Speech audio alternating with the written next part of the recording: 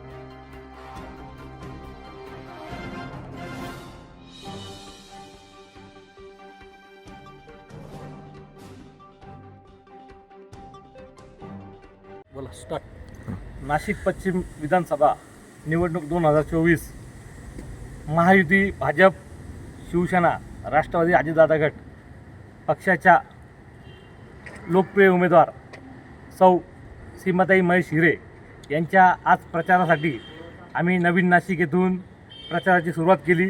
लोकांचा उदंड असा सहभाग बघायला मिळाला।